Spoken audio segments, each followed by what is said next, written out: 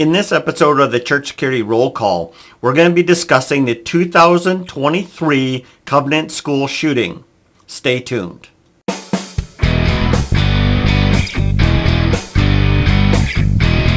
Hi, this is Chris with the Sheepdog Church Security Academy, and this is your Church Security Roll Call. Today we're going to be discussing the article, the 2023 Covenant School shooting. If you'd like to read that article, go to our website, sheepdogchurchsecurity.net, and look under the News tab. So let's begin in the Bible. This is Psalm 91, verse 4, and it reads like this. He shall cover thee with his feathers, and under his wings shalt thou trust. His truth shall be thy shield and buckler. Good verse for us today, an encouraging verse for us today, because I know sometimes in this realm of being sheepdogs for the church, there is some stress involved in that.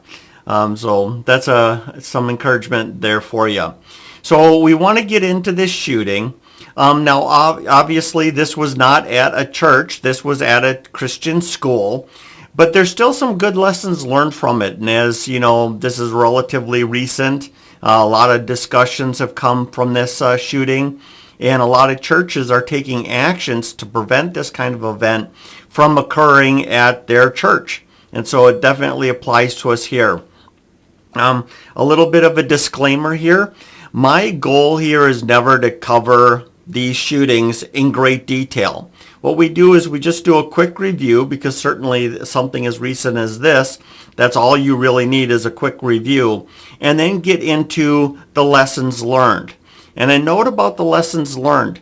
The intent here is not to say they coulda, woulda, shoulda. You know, hindsight is 2020. We're not Monday morning quarterbacking. Instead, what we're trying to do is we're trying to take a tragic event and take lessons learned that we, the rest of us, can apply and hopefully safeguard lives. And so I don't think of it as being disrespectful to the people that lost their lives and the families that are going through a really horrible time. But we're honoring them and the sacrifice they made so it doesn't happen again. So let's get into the details. So it was March 27th, 2023, so not too long ago. It was the first day of another week of school at the Covenant School, a part of the Covenant Presbyterian Church in Nashville, Tennessee. This is an elementary school which also has students from families in other churches. The next week, you know, so this happened just before the Easter week and a scheduled spring break, something everyone was looking forward to. This year, Easter week was destined to be a time of mourning instead, unfortunately. So let's get into the details. It was 9:54 a.m. Surveillance video footage showed the suspect driving into the school's parking lot and driving around to the side entrance. 3 minutes later, she sent a text to a former high school basketball teammate. This message prompted the teammate to contact a suicide hotline and then the county sheriff's office.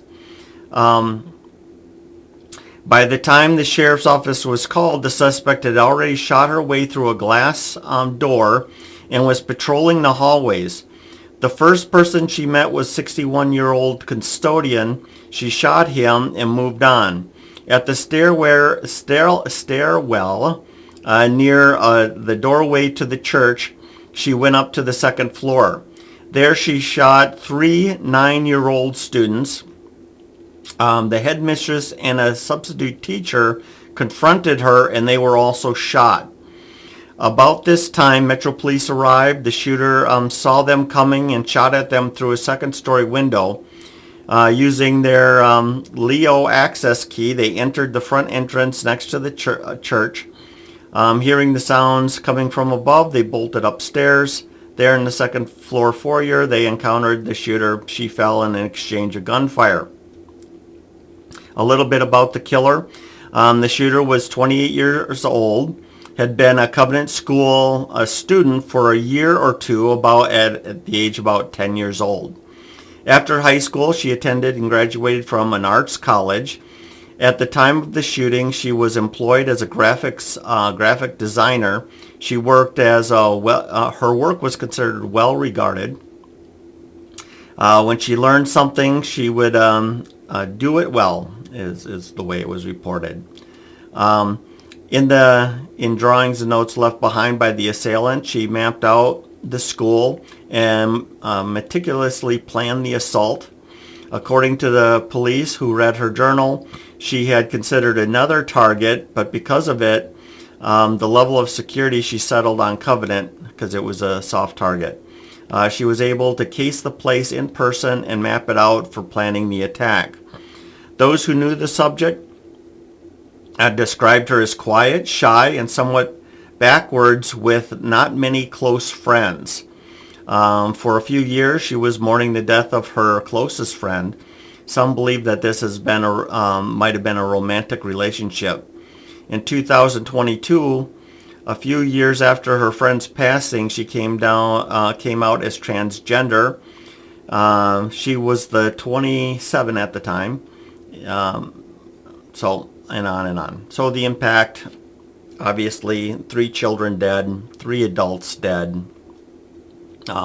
We all saw a kind of a combination of people surrounding themselves with the school and, of course, the church and the victims, the positive side of that, holding vigils and all that kind of things. And then we all saw the other end of it too, right? The politics and some finger pointing and all that kind of stuff that goes on after any type of incident like this occurs. And I really don't want to get into any of those details. What I really want to get into is the lessons learned. One of the lessons learned that I'm going to talk about first, because really churches and schools are doing this at a high rate right now, and that is covering glass doors and glass windows with ballistic film, or I think the 3M film is kind of the big one right now. And essentially what this film does is it's not bulletproof, but what it does is it makes the glass harder to shatter out. So you've probably saw the video or parts of the video of this in particular shooting, and when the bad guy shot the glass, it just shattered out, and it was very easy for them to enter into the building and get to killing. And so if there was ballistic glass on there, or film over that glass, instead of it just shattering out and easily passing through, what it does is it's kind of like your windshield, right? The windshield, even if it gets hit by a rock or something, it might shatter out, but it doesn't, it's still there, right? That plastic holds it together. And so if you've ever broken a windshield before, you realize just how much effort it takes to break out a windshield from the outside inside, from the outside in, as opposed from in to out, because we all know you can kick out a windshield pretty easy. But anyway, the point here is that's what this would have done. And instead of getting into the building in probably 5-10 seconds, easily shoot and walk in, it would have been shoot, and then she would have been stuck at the door continuing to tear up that glass until she would have been able to get in. And of course, in an active shooter scenario, the more time that you give people to go into lockdown and more time you give people to find shelter, the more time you have, in many of our cases, having an armed response report, going to that location, the better, right? Same thing, even if you don't have an armed safety team, every minute counts. And if you're calling law enforcement, hopefully they're closer to the church than their average response time is 6 minutes, but you never know. They could be down the block and be there in no time at all. And so anyway, the point is time is essential. Something else, though, beyond that, so that's the ballistic film. I highly recommend it. It can be highly expensive, though, especially when you consider the installation of it, which you're going to want to get professionally done. The word on the street is, what people are experiencing is this, is you can buy the film and install it yourself. But if you remember, if you were around in the 80s, remember when everyone was putting tint on their windows? They'd buy the tint from the auto store and then come and they put it on. Well, what happened? A lot of people that put it on, it had all kinds of bubbles in it and ripples, and it was just a nightmare. And so that can happen exactly with this, with this film that you can add to your windows. You really want a professional person to do it, else you're going to have those bubbles and ripples and all the other kind of stuff. So it pays to pay a professional in this case. But something that hasn't been talked about too much, and it's something a lot of us know from being in these kind of circles for a while, is this, is 3 out of 4 violent incidents start outside, right? And that makes sense, that makes a lot of sense to us. But also, of course, people have to approach, so that makes it 100%. But let's just go with the 3 out of 4 incidents start outside. What that tells us is this, is we have to be monitoring the parking lot. We have to be monitoring the parking lot. Because I'd like to think that if the safety team was monitoring either by camera or by eyes being out in the parking lot, they would have seen this threat drive up. They would have seen this threat exit the vehicle. They would have seen this threat with a weapon in their hand. I mean, it was a large weapon. It wasn't a handgun. And they would have known, called in all kinds of, hey, we need to go into lockdown, call 911. We maybe have to engage them with with firearms, all that kind of stuff. So we have to be monitoring. Now, there's really 2 ways to monitor, and these make complete sense, but here we go. Cameras. If you have cameras, please, please, please get those cameras hooked up to monitors and put them someplace where somebody can sit at those cameras and watch the cameras. Cameras are great, but instead of let's watch the video, instead of in this situation where we're watching the video after it occurred, we want to be watching those cameras before it occurs. And so that way, well, like I said, if you're somebody sitting there and they see somebody getting out of the car, maybe it's something suspicious and their behavior, and then they get out and they grab a weapon, somebody at the cameras can say that, say something, call it out over the radio. The next way, of course, monitoring is having your safety team outside in the parking lot, at least occasionally, to patrol it and so forth. Maybe a couple times per service. If it's a long service, maybe a few times in a service. We need to be outside patrolling the exterior. One of the things I've been talking a lot about with my alumni association is this, is if your team shows up like everybody else, attends the services like everybody else, and then leaves like everybody else, I'm not so sure you have a safety team. You don't. We have to be patrolling. We have to be out in that parking lot. We have to be in the lobby. We have to be patrolling the back hallways. We've discussed it here before where that young man, 13-year-old boy was beat up, sexually assaulted, and left in a stairwell, and nobody knew for 2 hours. It was an Easter type thing going on. And so for 2 hours, nobody knew.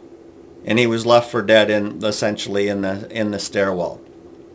I'd like to think if we were patrolling, that stairwell would have been getting somebody walking through it at least, every 30 minutes or so, or maybe more frequently, depending on the size of the campus. But you get my point here, is we have to be patrolling. All right, let's see what other lessons learned here. We already talked about the glass window. We already talked about surveilling, watching cameras. If you have cameras, make sure you're watching them. At least get out there and do some patrols. The target was chosen because she actually looked at another place, but because of their active security, what she saw there, she decided to go for the softer target. So that's another part of walking that parking lot. One of the ongoing conversations we have, right, is should the safety team be in plain clothes or should they be marked somehow? And there's pros and cons to both, right? People, they'll say, hey, we want to be plain clothes, which makes a lot of sense along with concealed weapon, is you don't want the bad guy to intentionally target safety personnel and eliminate them first.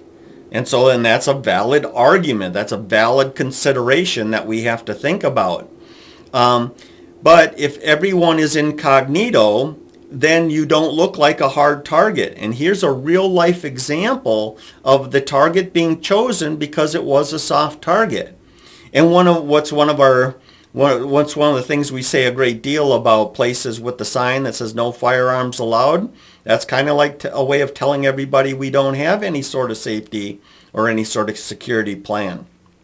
And so we don't want to be guilty in that by the reverse. The lack of action makes us about the same thing as putting that sign up. We want to look like a hard target. We want to have people that are maybe wearing a shirt with the church's logo on it and maybe it just says safety team underneath or something.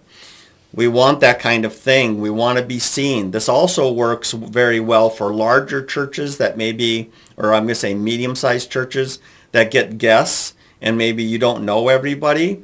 It's a way also of communicating to people, hey, I'm a safe space. You got something going on. Maybe you're going through a hard divorce or, and maybe there's a history of domestic violence and you're afraid your boyfriend is going to come popping into the church one day. I'm the guy you talk to about that. Or if there's any other sort of emergency, I'm the guy you come to for that. There's a medical thing. I'm the guy you hunt down and find.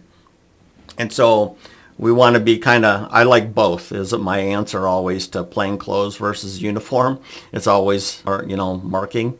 It's always both. We want some people that are marked and we want some people in plain clothes. And then let's see, what other thing? Shatterproof glass, surveillance cameras. I'm just kind of looking at what Wesley put in the article here. Calling 911, security presence. I just talked about that. So yeah, that's essentially it. If you can afford it, get those windows covered. If you can't afford it, or you can, either way, we have to have some sort of active patrol and active monitoring with a heavy focus on the exterior of our churches, especially during service times or any large events. We gotta get out in those parking lots. And even when the weather's bad, so I'm here in Minnesota, and it gets cold and it gets miserable out there, and we still got to get out there and do some sort of patrol, even if it's just once. I mean, I'll give you even that. Just one time, get out there during the middle of the service and make sure that there's nobody out there sitting in the car. That anyone who might be casing the joint will see that safety team is going out there and they're patrolling. Going around the exterior, checking those back doors and all that good stuff. We got to be out there doing that. So other than that, before I let you go, I just want to encourage you to check out our safety member certification program. It's basically 16 hours of training. It covers everything from active shooter to verbal de-escalation to, basic fundamentals. We talk about storms and disasters and child protection and basic use of force laws and arson and fire safety and mass trauma. The point is, it's a lot of different topics. It's 16 hours of training. You get that done. You take the test at the end of it all. If you pass the test, you're certified with us for 2 years. This is the type of training that's intended to be foundational and fill in the cracks that maybe you're missing in your own training. I know a lot of you out there, maybe you go to the range quite a bit. Maybe you've had some more advanced training with firearms and all that good stuff, and that's great. But if you haven't had verbal de-escalation, you need it. If you haven't had some child protection training, you need it. And other kinds of disasters that occur, mass trauma events. What do we do after the active shooter comes through? Are we prepared to deal with people with limited resources and save as many lives as possible? Anyway, there's a whole lot in there for you, and it's going to help you a great deal. So by all means, please check that out. Other than that, thank you so much for being here this week, and hey, let's be careful out there. This program is made for informational purposes only and should not be taken as legal advice.